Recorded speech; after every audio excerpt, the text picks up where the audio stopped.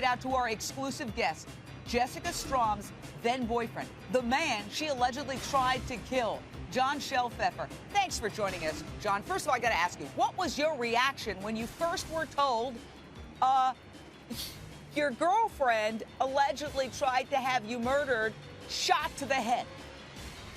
Well, it was after 2 a.m. in the morning, and a call from law enforcement came in, and the first response was, is Jessica in some kind of trouble? She has a history of aberrant behaviors that lead to arrest situations, contact with law enforcement and the such. And I thought I was being called to perhaps be asked to post bond, as she's had that happen in the past with OWIs and other violent crimes she's performed on me with batteries and punches to the face and criminal damage to property and breaking windows with hammers, coming over with hammers and such. And so I thought, I was kind of dumbfounded when they said, no, this isn't pertaining to her release. She will not be released. This is pertaining to victim rights notification. And I said, well, okay, but why are you calling me? I'm the attorney / fiance of this woman with 3 children.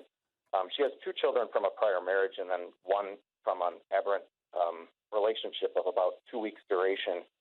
During our 6.5 years, she would take side trips, and this child was a result of one of those breakups along the way.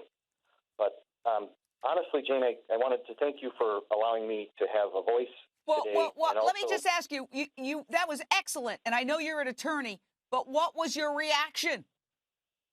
Dumbfounded.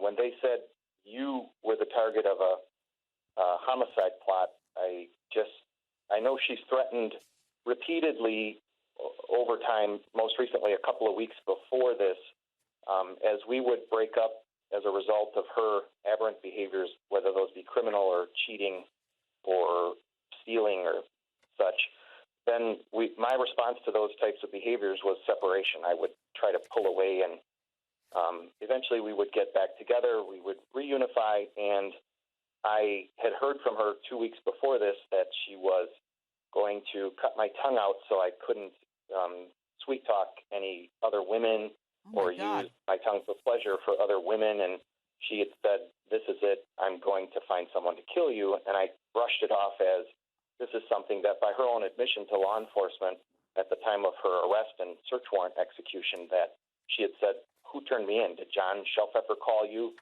Because law enforcement had asked her, why do you think we're here? And she said, I don't know. Did John Shelfeffer call you? And I did not.